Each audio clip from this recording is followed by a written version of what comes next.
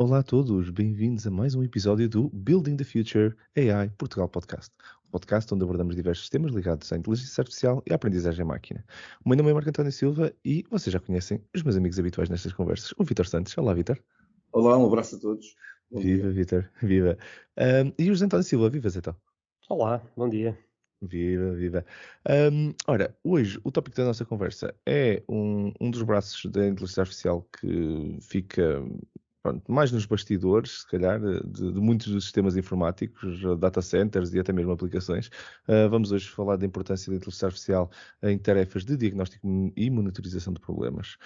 Como todos sabemos, o machine learning tem uma propensão muito boa em encontrar outliers e em séries de dados. No fundo, são coisas que não deviam lá estar e fogem de alguma forma ao comportamento habitual do dataset.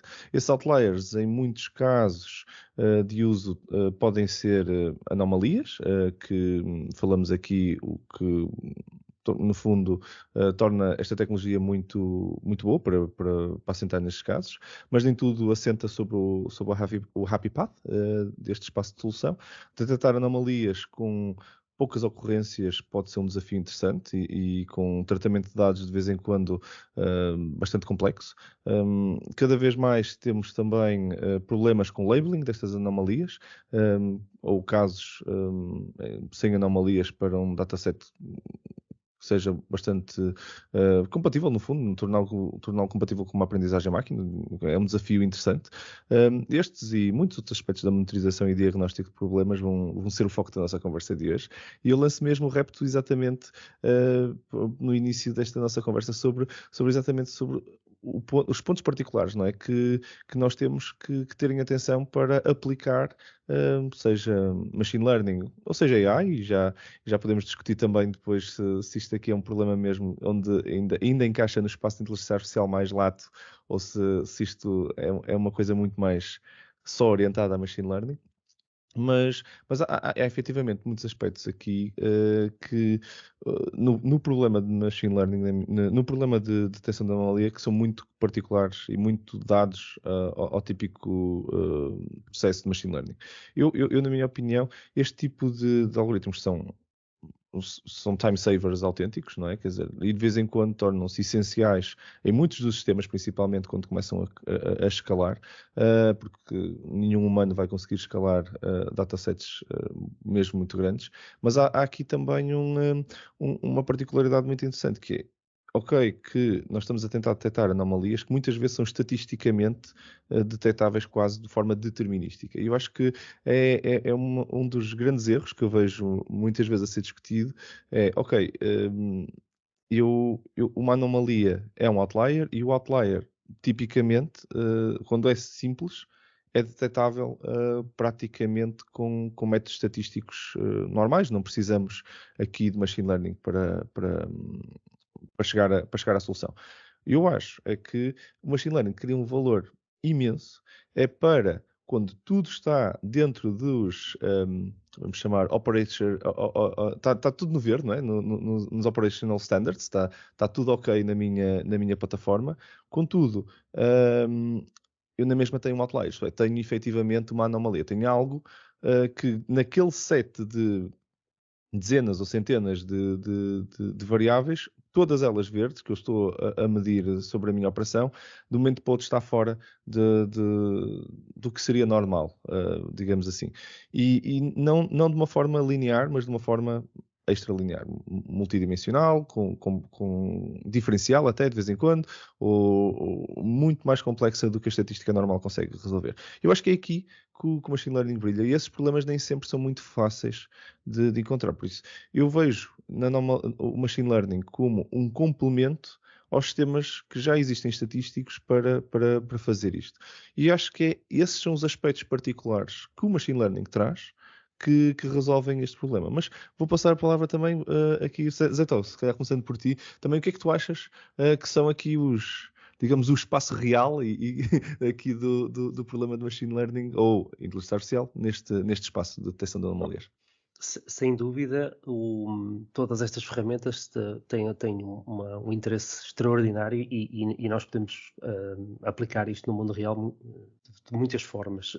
Neste momento, eu sinto que a quantidade de fatores que estão no contexto das situações e que podem indicar que estamos a aproximar de uma determinada situação são muito procurados em tudo que é indústria, por causa de tentar antecipar, por exemplo, incidentes com equipamentos, falhas mecânicas, coisas que vão acontecer e que nós conseguimos prever, de certa forma, que os fatores preditivos estão a aparecer. Não é? E tu estavas a dizer, pronto, isto está para tratar estatisticamente, etc.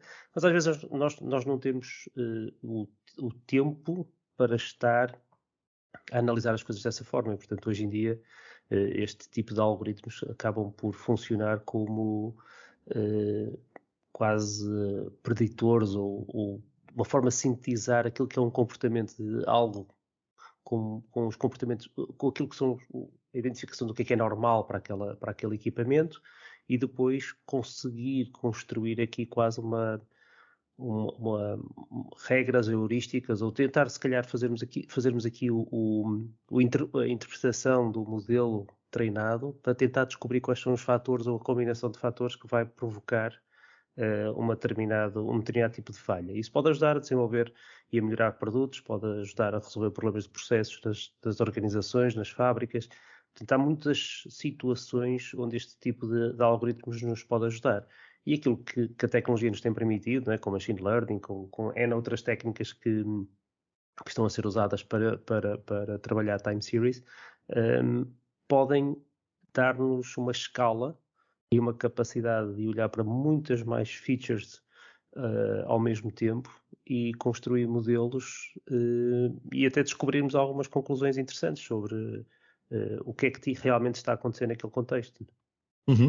É verdade. E pá, eu acho incrível também como nós já usamos isto, e há vários casos de uso interessantes no nosso dia-a-dia de classificação simples. Quando isto não é tão... Quando temos um bocadinho mais de liberdade nessa label, no que é uma anomalia. Estou a lembrar, por exemplo, dos sistemas de classificação de e-mails para spam, por exemplo. É exatamente, são outliers, não é? Quer dizer, isto são os e-mails que eu devia estar a receber. Temos ali um conjunto de outros e-mails que eu quero classificar e que não é uma coisa determinística e estatística, não é? Não chego lá e só pelo sender, quer dizer, alguns deles, até posso ter aqui algumas regras minhas para fazer isso. Mas temos que ser muito mais complexos. O spam, nós hoje em dia se calhar já estamos um bocadinho mais à vontade com isso. O problema agora é o phishing, não é? É tudo aquilo que é crafted para parecer o mais realista possível, mas que na realidade tem ali coisas que não batem certo. Aquilo não pode ser daquele banco, aquilo não pode ser daquela entidade, aquilo não pode ser uma mensagem do teu chefe. É isso, são essas características que são muito mais difíceis de identificar, não é? Exatamente.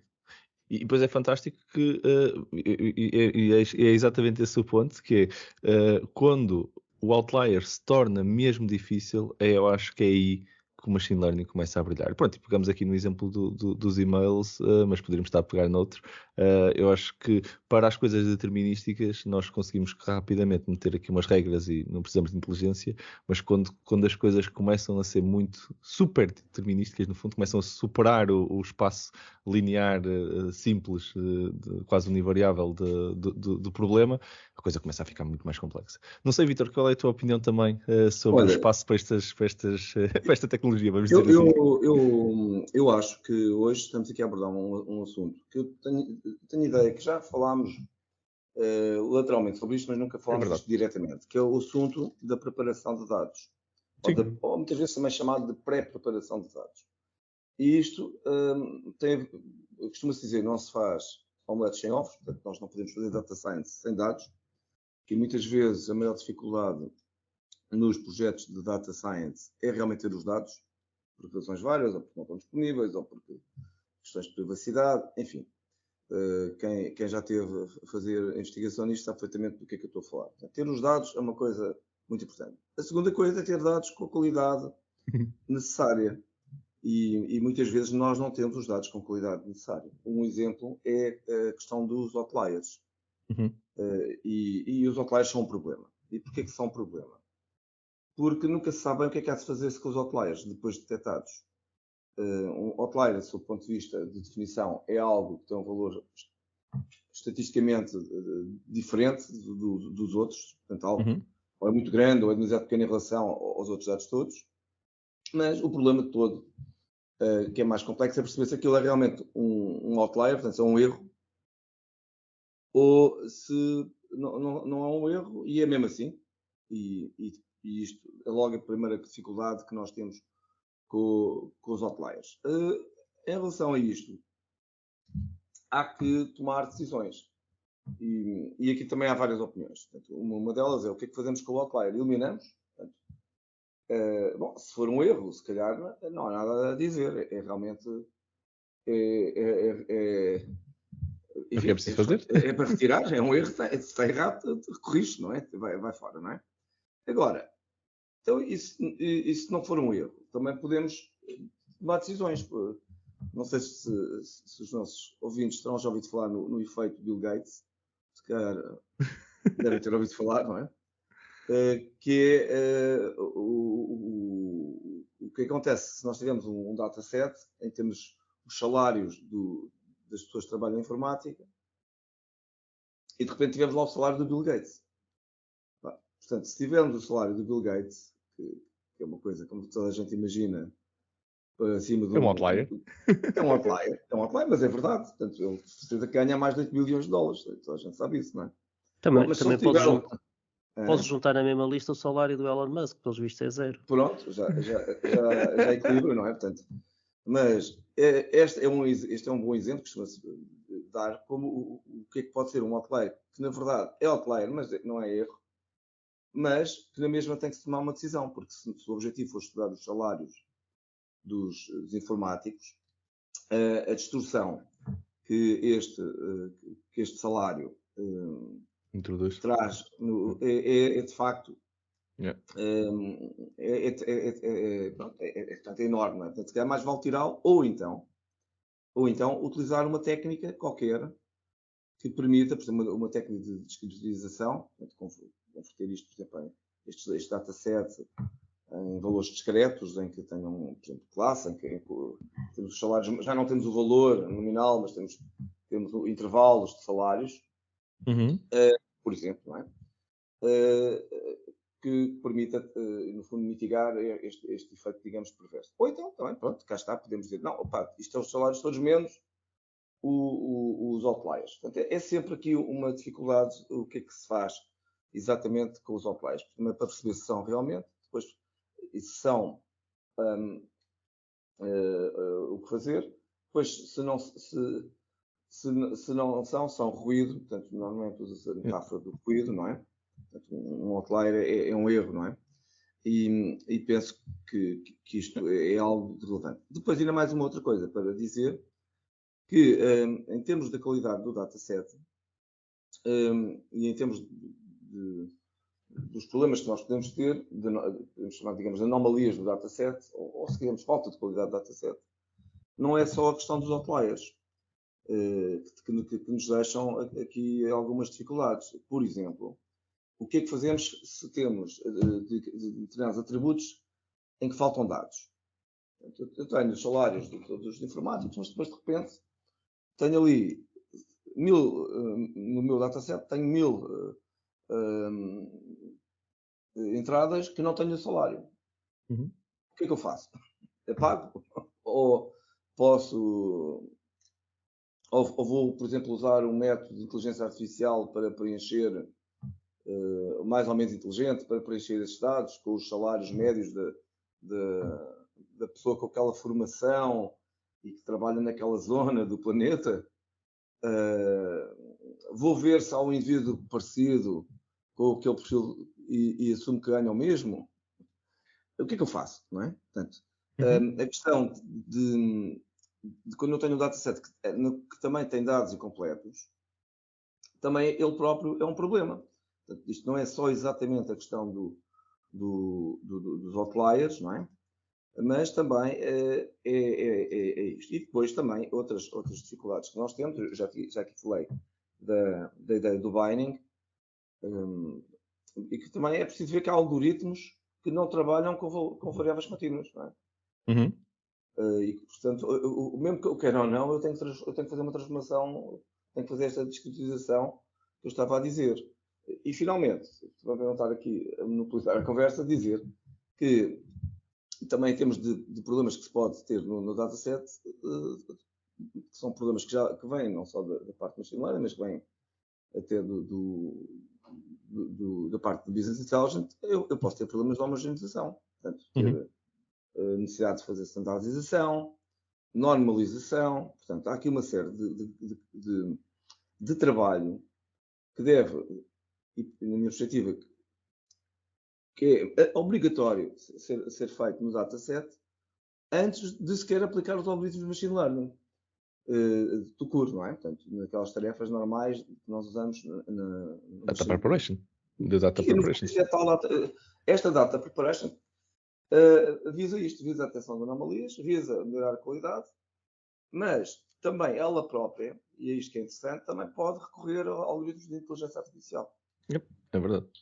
Não, mas tu tocaste num ponto muito bom, já passo a falar, Bazeta, que é mesmo toda esta questão do que é que fazemos, o que é um outlier, não é? É intrínseco ao problema que estamos a tentar resolver, não é? Se nós estamos a tentar encontrar anomalias, no fundo, não é? Problemas, esses problemas, em teoria, deveriam ser outliers, deviam ser diferentes do que é um sistema a operar normalmente. E quando estamos a monitorizar, uma coisa é outliers errados, erros, ou então outliers positivos, isto é, que é o que eu quero, não é? Os meus positivos, no meio do mar de negativos que estão lá, que não são o que eu quero detectar. E é um excelente ponto, Vítor. Força, Zé. Não, é só chamar a atenção também aqui na questão desse mar de dados. Às vezes a anomalia é tão pouco frequente nessa quantidade de dados que também coloca outros desafios para este tipo de algoritmos. Ora, nem mais. Não, isso é um excelente ponto também, que é o equilíbrio do nosso dataset.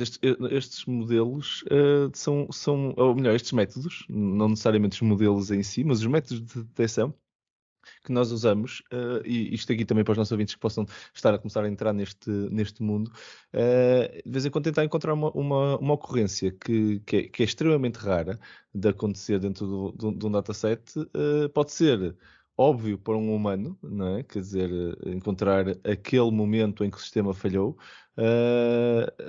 mas para um sistema de inteligência artificial aquilo é tão pouco frequente que ele simplesmente decidir que não existe nenhuma ocorrência, já lhe dá uma accuracy de 99,999%, porque aquilo é tão pouco frequente, é 0,0001% do dataset.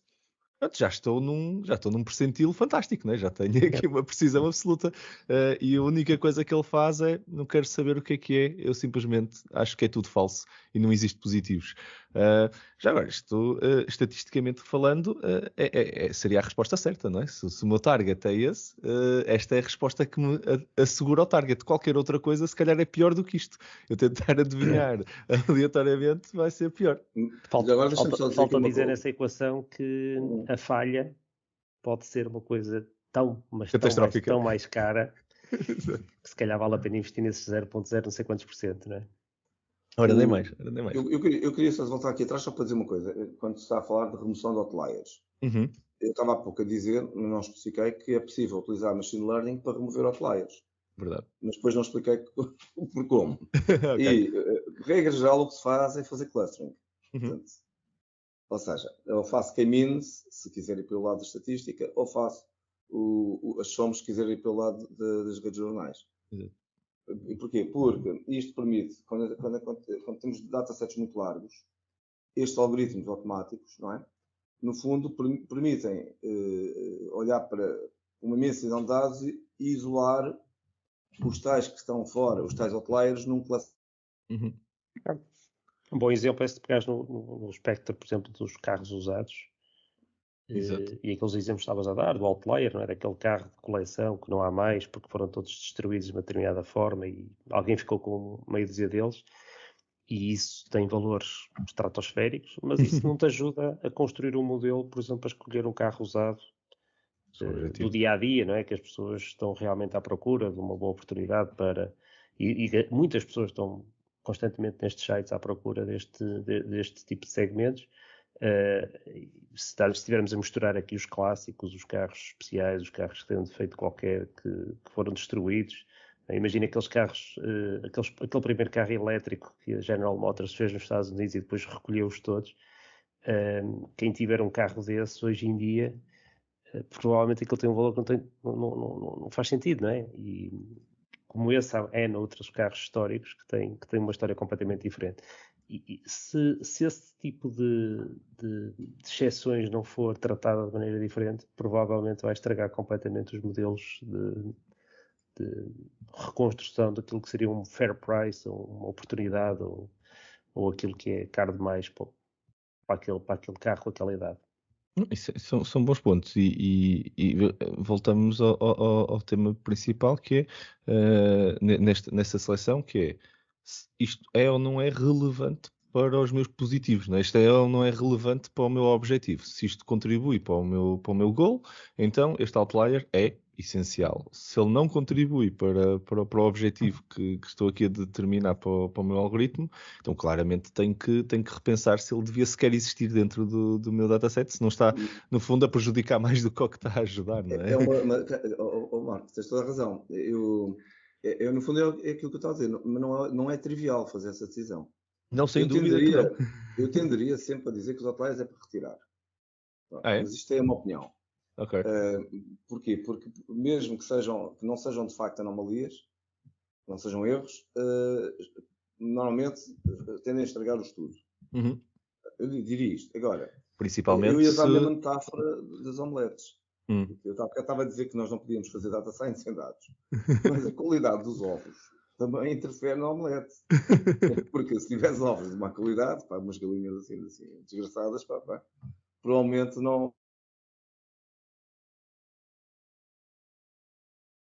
A eliminação dos outliers, que eu estava a falar, dos trabalhos de descritivização, depois de pré-processamento com a standardização, mesmo até às vezes a redução de variáveis, por exemplo, fazendo na PCA, essas coisas, tudo isto é um trabalho que é feito mesmo, ou deve ser feito antes da execução dos algoritmos de data science, não é?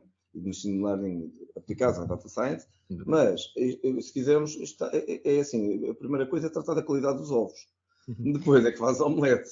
Tu estás a falar da qualidade dos ovos, eu estou aqui com as minhas dúvidas sobre o que é qualidade. Qualidade absoluta ou consistência? O que é qualidade para ti? É o desvio padrão? São várias coisas. Para o McDonald's, se calhar os ovos serem não. sempre iguais é capaz de garantir uma qualidade que é o desvio mínimo ao padrão. Não. Quando estou a falar aqui de qualidade de dados... É que os ovos bons têm grandes variações de... Não, eu não estava a falar disso, do desvio padrão. O desvio padrão é uma característica depois inerente do próprio dataset, não é? Mas não é isso. O que eu estava aqui a dizer é que se eu tiver dados que estão incompletos, isso é pior do que ter dados completos, não é? Se eu tiver variáveis redundantes, isso é pior do que não ter variáveis redundantes. Se eu tiver excesso de dimensionalidade, se calhar eu devo tentar reduzir a dimensionalidade. Se eu tiver coisas que não estão normalizadas, por aí fora, não é? Portanto, se eu tiver outliers, é pior do que não ter outliers, digo eu. E depois tens anos e anos de dados, mas os sensores que recolhiam esses dados foram trocados durante esses anos. Ou então tinhas um formulário que era preenchido por pessoas e em determinadas alturas havia lá umas validações que obrigavam as pessoas a fazer coisas extraordinárias para conseguir preencher os formulários e, portanto, foram resolvendo, foram preenchendo de maneiras diferentes. Portanto, toda essa componente de preparação dos dados, obviamente, é toda uma ciência também. Nós, se calhar pela nossa background muito de ETL e de Analytics, temos uma vantagem muitas vezes nos clientes, é que já passamos anos a construir ferramentas de suporte à decisão. E essas ferramentas têm uma grande vantagem, é que os dados estão constantemente a ser monitorizados e acabam por limpar rapidamente. Quanto mais cedo as organizações começam a usar os dados para tomar decisões, mais cedo estes dados começam a ter melhor qualidade, melhores características sobre estas alterações ao longo do tempo, estas variações, começam a estar contextualizadas e documentadas o que é que aconteceu ao longo do tempo. E quando nós começamos a trabalhar a partir de dados que já têm anos de scorecards, de monitorização, de performance management, etc., acabam por ter uma qualidade e já estarem limpos e enriquecidos até com muitas dimensões que numa coisa mais a bruto é mais difícil de fazer. Portanto, eu vejo uma grande diferença entre projetos que começam com data scientists que vão diretos aos dados raw, porque os raw é que são bons, etc, etc, e perdem meses e meses a tentar interpretar os dados raw, versus aqueles projetos em que as pessoas têm acesso a data warehouse já com anos de cuidados em cima deles e de utilização desses dados, ou seja, de confrontar esses dados com as pessoas, e esses dados normalmente têm uma qualidade e já estão muito mais documentados do que os raw. É verdade, e eu acho curioso nós estarmos aqui, agora te tocaste também num ponto importante, que é esta qualidade dos dados, esta consistência ou não, ao longo do tempo, também cria aqui algumas dificuldades em tudo o que fosse sistemas de monitorização e diagnóstico, no fundo, que estão a olhar para séries de dados.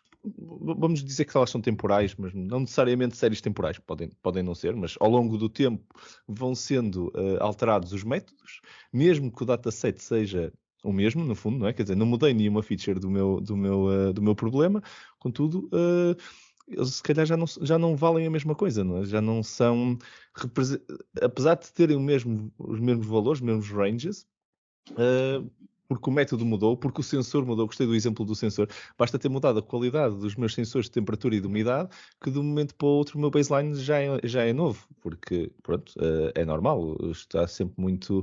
Se eu só tinha um tipo de sensor e agora tenho um sistema heterogéneo, se calhar passa a ter problemas. Por isso, isto quer dizer que, e é curioso, nestes sistemas, principalmente ao longo do tempo, de detecção destas anomalias que são os nossos casos que nós queremos encontrar, eles não são constantes. Não há uma verdade absoluta ao longo do tempo. Temos que ter este cuidado de retreinar e retrabalhar os dados, repreparar os dados novamente com novas premissas ao longo do tempo. E acho muito curioso esse ponto. Há camadas de influência que não estão muitas vezes nos dados. Dou um exemplo dos incentivos. Os incentivos, performance management, etc., que muitas vezes são organizados nas empresas, induzem comportamentos. Claro. E esses comportamentos alteram completamente a qualidade dos dados. Sei lá, uma coisa do género, a questão das urgências nos hospitais e como é que os hospitais são financiados, por exemplo, o número de intervenções nas urgências.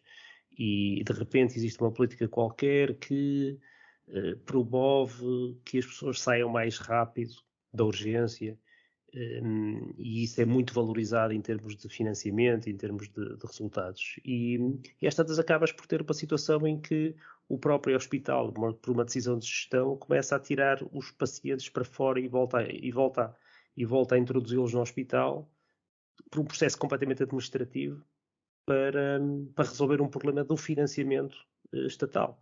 E depois, o que é que vai dar em termos de qualidade dos dados? Vai dar que aquelas situações, na realidade, deviam ter demorado 3 ou 4 dias, começaram a demorar 2, mais 2, mais 2, e alguma coisa aqui está completamente errada e vai estragar completamente qualquer tipo de estudo que seja feito depois em cima desses dados. Porque é preciso tomar em conta que durante aquele período, aquele incentivo alterou o próprio comportamento das instituições, não é?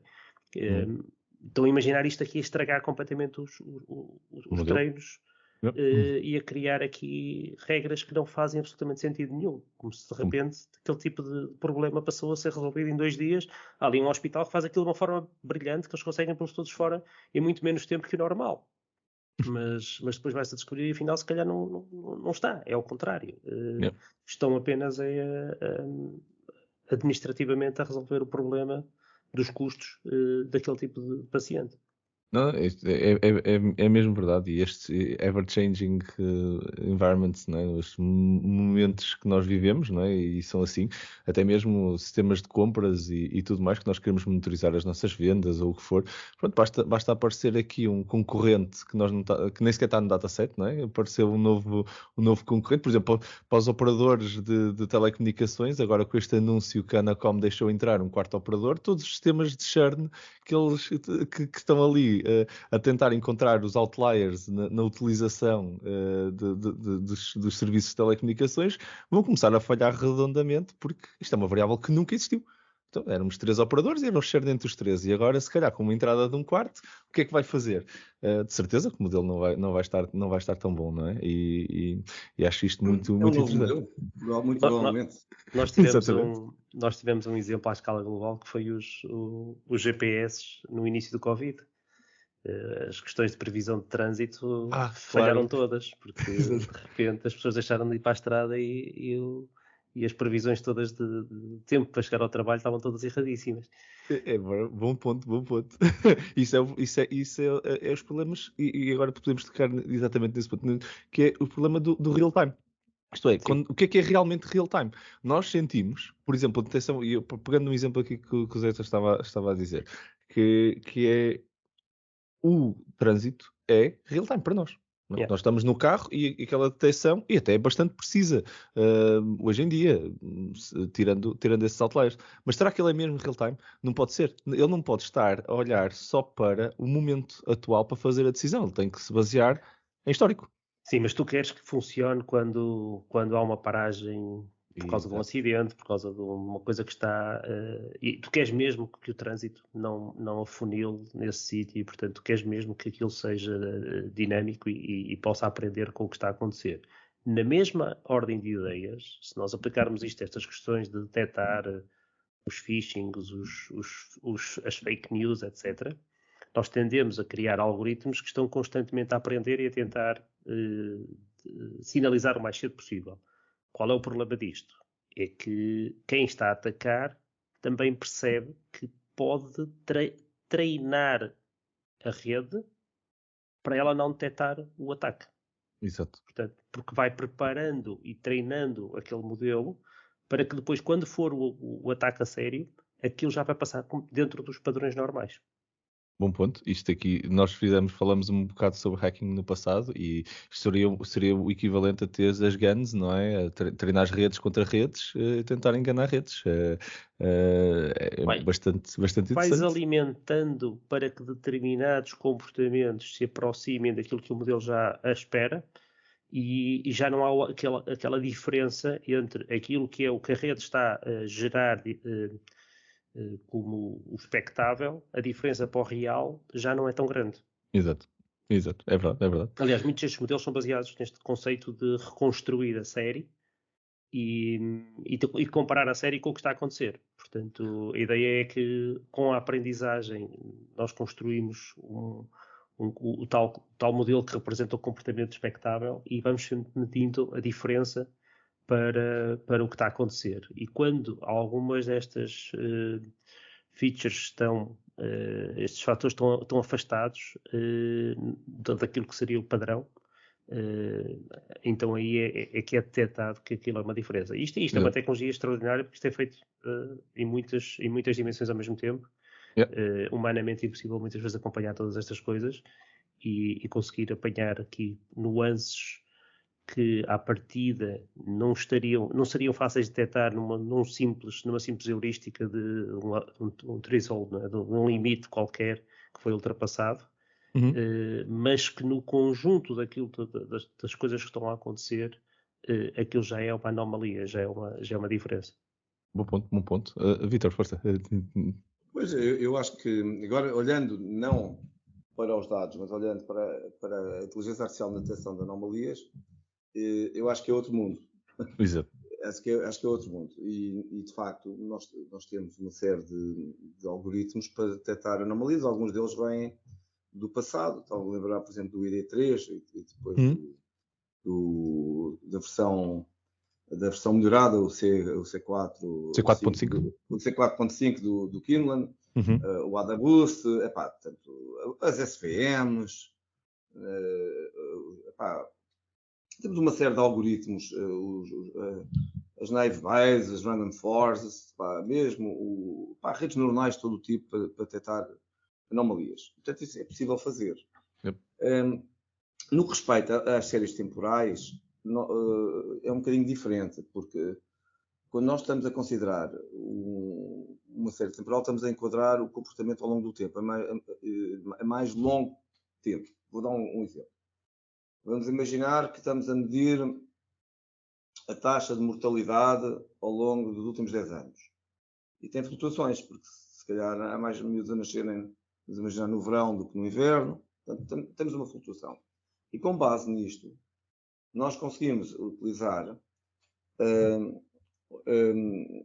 algoritmos para perceber o que é que vai acontecer provavelmente no futuro. Portanto, é uma espécie de análise preditiva e depois conseguimos confrontar. Aqui, de regra geral, se quisermos olhar para algoritmos de machine learning, o que se tem usado são as LSTMs e as GRUs. E as GRUs para fazer, no fundo, para fazer esta parte de análise temporal, não é? Mas, em termos práticos, os algoritmos de detecção de anomalias que são usados na indústria, não é?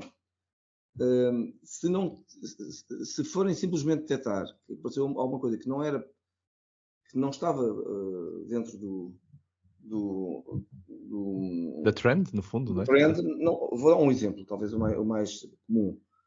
A questão de ter uma rede neuronal a vigiar uma rede de informática para perceber se algum hacker que está a invadir a rede. Portanto, a rede está a monitorizar o comportamento e de repente percebe que há ali algo que está a acontecer que não é comum acontecer. E dá o alerta. Por exemplo, um comportamento inexpectável de um utilizador. Às vezes até pode ser tão súbito quanto a pressão que o determinado utilizador faz no teclado. Isto não tem a ver com séries temporais. Isto tem a ver com uma detecção de uma anomalia e, como está a dizer, por exemplo, neste caso, utilizando, por exemplo, uma rede neuronal artificial. Não é? Agora, se eu quiser ter em conta um comportamento anómalo no tempo, eu já precisarei então destes algoritmos que eu estava aqui a dizer. Os Recurring Neural Networks, no fundo, não é? Diferente, não é? Já agora, também para dizer que há muitos algoritmos de detecção de anomalias e muitos deles nem sequer têm nada a ver com a inteligência artificial, não é? Portanto, estamos aqui a falar, por exemplo, até uma cadeia de Markov permite-me detectar anomalias, não é? Já agora, não é? Por exemplo, não é? Com base nas probabilidades de considerar alguma coisa que seja anómalo, não é? Cai nos braços mais distantes da média e por causa da probabilidade, não é? São menos prováveis de acontecer quando acontecem. Exatamente, então. exatamente. Portanto, agora, o que é que eu acho? Acho que também, falando aqui do tempo real, isto torna-se muito interessante porque, por exemplo, se eu detectar uma anomalia num contexto de família e há uma máquina, vou dar um exemplo que até é um projeto que nós estamos a fazer agora com uma empresa muito conhecida. Eu tenho uma máquina e eu estou a monitorizar o ruído da máquina. Então, já que é uma máquina que está a produzir uma antena, por acaso é o caso. Quando dizes o ruído, estás mesmo a dizer os decibéis de ruído. O ruído da máquina, está o motor. E de repente há um ruído anómalo nessa máquina. Que é detectado pela rede neuronal. E o que é que ela pode fazer? Pode desligar a máquina, por exemplo. Portanto, estamos a falar não só de monitorização, mas também depois de ação.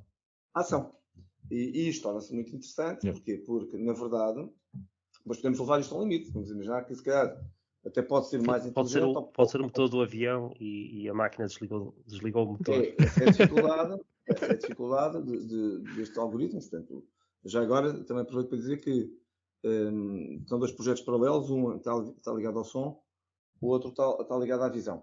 Ok. Estavas a usar a wave, não é? Sim. A forma da onda. Sim. Mas, já agora para dizer que isto pode ser mais inteligente, porque podes ligar uma máquina e ligar outra, por exemplo, e redirecionar a cadeia de produção. Este é o tipo de coisas que podem ser efetivamente montadas numa cadeia de produção para evitar problemas maiores, porque provavelmente se a máquina começar a ter um problema de funcionamento, se calhar, e for logo desligada, a probabilidade da avaria ser mais séria diminui, e se calhar de estragar material, a matéria-prima também diminui, não é? Claro. Não, mas são bons pontos e eu gostei de nós também já estarmos a abordar o tema do tempo real e antes de nós passarmos para a nossa rubrica, só ia querer acrescentar que eu acho que o grande desafio nestes modelos, na monitorização e tudo, e foi abordado aqui, é mesmo o labeling dos dados. Encontrar nestes datasets, quando são de monitorização, e por exemplo, o exemplo que o Vítor estava agora a dar, o ruído e o que é uma anomalia dentro deste ruído, é complexo dentro de um mar de dados, porque quando começamos a fazer monitorização, rapidamente entramos em datasets enormes. Se não tivermos algum método de labeling que não seja quase percorrer o dataset todo à mão e encontrar as anomalias. Se não tivermos isto dentro do processo já instaurado, com alguma qualidade, como o Vítor disse, isto torna-se um problema impossível. Eu acho que grande parte dos desafios que hoje temos para resolver, que não sejam os que já estão resolvidos, há bocado falámos do e-mail, por exemplo, ou outros que são assim mass e que já estão resolvidos, problemas novos muitas vezes pecam por esse tema. É muito rápido, principalmente quando queremos fazer decisões em tempo real, como esta de desligar máquinas e andar, falar de ganhar alguma confiança nisto é complexo. Se calhar, este tema dava para nós continuarmos aqui sem dúvida durante muito tempo e provavelmente vamos voltar até a temas derivados deste, mas vamos avançar então para a nossa rúbrica.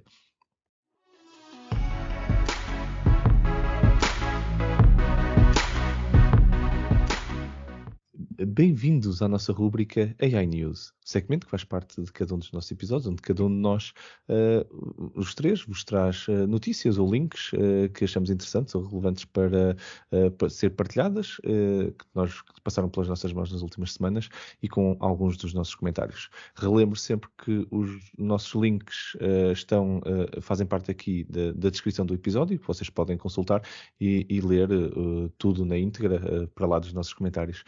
Passo aqui a palavra ao Zé Tó para abrir a nossa rubrica de hoje. Zé Tó, o que é que traz para nós hoje?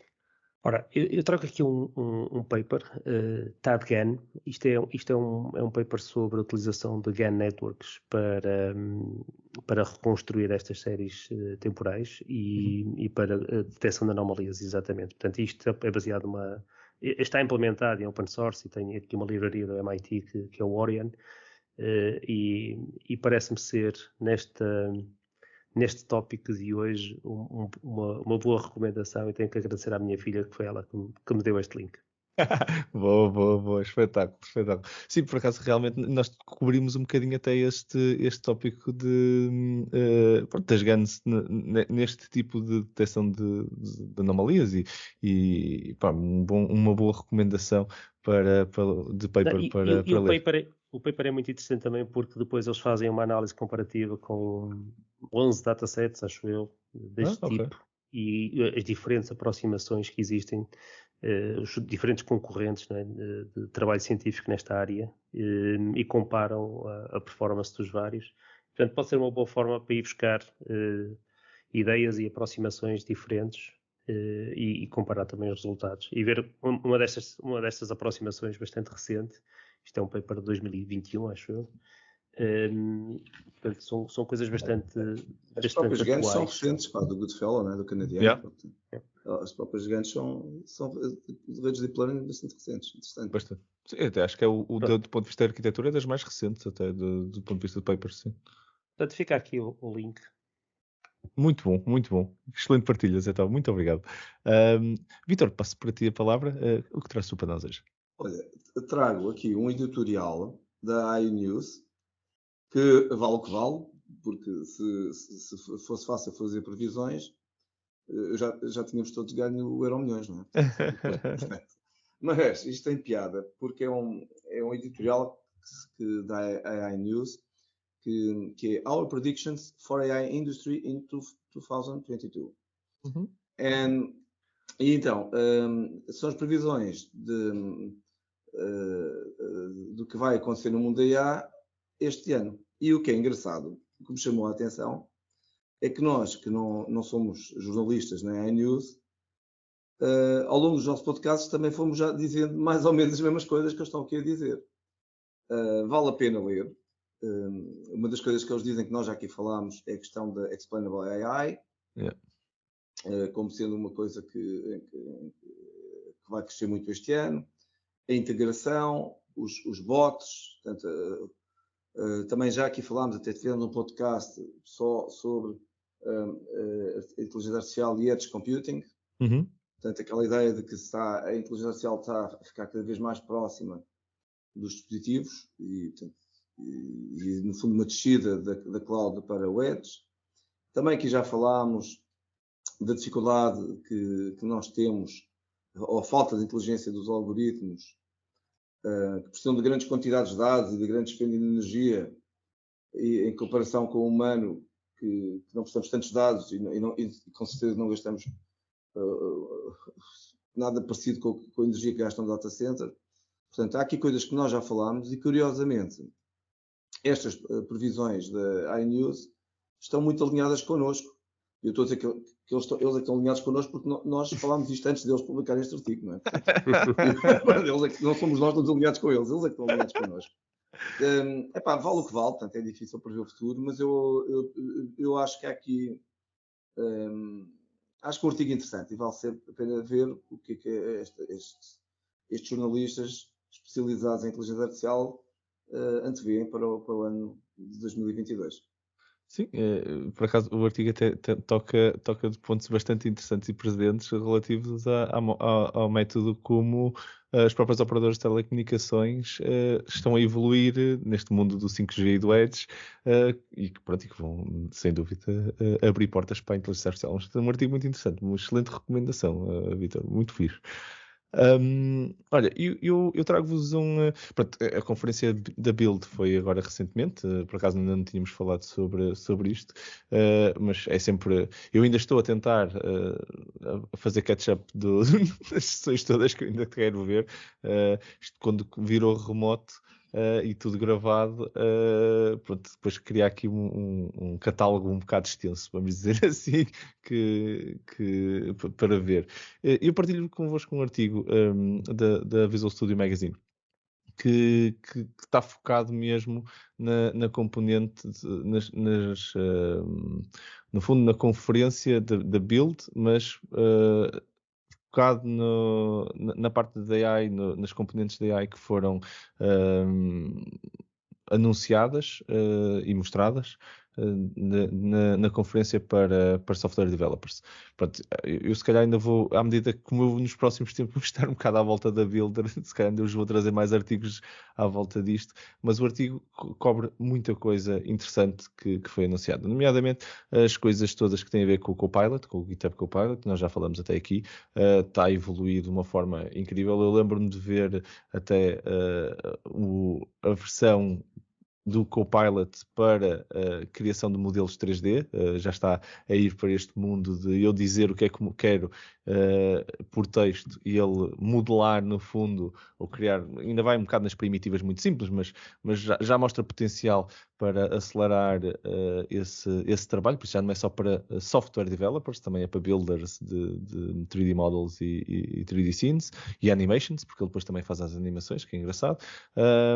E agora estamos a ir, e agora construindo em cima do que o Vítor estava agora a dizer, que é das tendências da AI, é o Copilot Explained, não é? é? O Kevin Scott fala exatamente sobre isto e explica como é que, na realidade, pedir, eles no fundo é um copilot ao contrário, que é, eu tenho aqui um bocado de código e dizer assim, ao IDE, explica-me este código, porque o Zé Tó escreveu este código e o Vítor depois alterou e eu agora já não entendo nada disto. Eu tenho tantos colegas que vão usar isso para já documentação. Pois, já comentários. Pois, é que é mesmo isso. Uma explicação, de vez em quando olhas para o código, humanamente dá um bocado de trabalho, mas dá para fazer, não é? Esta análise, mas para funções complicadas e tudo, se o Copilot conseguir fazer isto bem, tão bem como está agora já a gerar código, vamos dizer assim, não é bem gerar código efetivamente, mas sim, responder à minha pergunta com código em vez de com texto, é interessante fazer ao contrário, que é toma lá código e gera-me texto que explica este código. É um problema interessante. Depois, claro, temos todas as coisas de... Cognitive Services, OpenAI, anunciamos aqui umas coisas engraçadas também nesse ponto. E agora também temos uma coisa interessante também na linha do que nós tínhamos falado sobre ética e tudo mais já no passado, que é o Azure ML tem agora também um Responsibility AI Dashboard, que mostra também os KPIs sobre pronto, o que é que nós estamos a fazer no nosso dataset e se realmente estamos a ser ou não green no ponto de vista de responsabilidade. E é engraçado estarmos a ver isto quase embebido dentro das ferramentas agora e eu acho positivo mesmo, muito positivo. E finalmente um projeto que foi anunciado, daquelas coisas que nós anunciamos e que vemos umas coisas giras lá nas apresentações, mas ainda não conseguimos fazer nada, que é o Project Volterra, que é basicamente um ARM native device, uma pequena caixa, vamos dizer assim, que nós podemos pôr, até podemos fazer stack, que ele é stackable, e que é uma Neural Processing Unit, no fundo, é para nós podermos treinar aqui algumas redes neuronais, o Hybrid Loop, no fundo, que é um cross-platform development pattern para construir experiências de AI, cross the edge, no fundo, aquilo vai correr onde depois vocês quiserem, podem treiná-lo ali. É um dev kit, vamos dizer assim, stackable e extensível, que a Microsoft foi anunciar e que eu achei bastante caricato e interessante, com potencial. Agora vamos ver quanto tempo é que isto demora a passar de umas demos giras na build para chegar às nossas mãos, mas normalmente estas coisas costumam ser, quando são anunciadas, já estão num estado bastante maduro, e espero que não seja mais de um ano para nós conseguirmos começar a ver isto nas nossas mãos. Portanto, foram alguns dos anúncios para os developers, para os nossos ouvintes que estão a desenvolver. Recomendo de ir uma vista de olhos mesmo a este artigo, resume bastante bem o que é que foi anunciado e não só, depois, se vocês depois também tiverem curiosidade, já sabem, podem ir ao catálogo infinito de sessões e já podem ir para alguns temas específicos, que é bastante mais fácil quando temos um mapa da mina para navegar um bocadinho nesse catálogo. E assim terminamos mais um.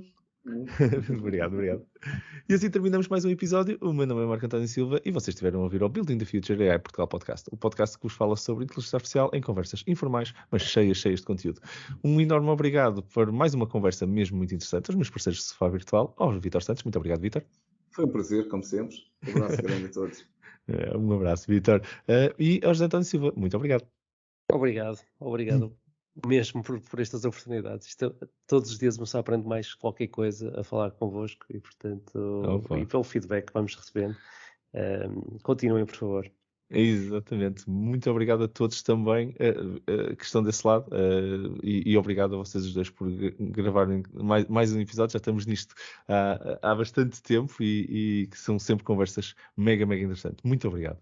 Já agora também quero agradecer, senão sou o único que não agradeço. Obrigado aos dois também. Caso tenham temas que gostassem de ver discutidos ou feedback, sugestões ou comentários, estamos muito interessados em ouvir isso, por isso é só nos fazerem chegar um e-mail para podcast@buildingthefuture.pt. Fiquem atentos para o nosso próximo episódio, nas habituais 2 semanas. Até lá, muito obrigado a todos por estarem desse lado e vamos continuar juntos a ativar Portugal e a construir um futuro melhor com a tecnologia. Obrigado a todos.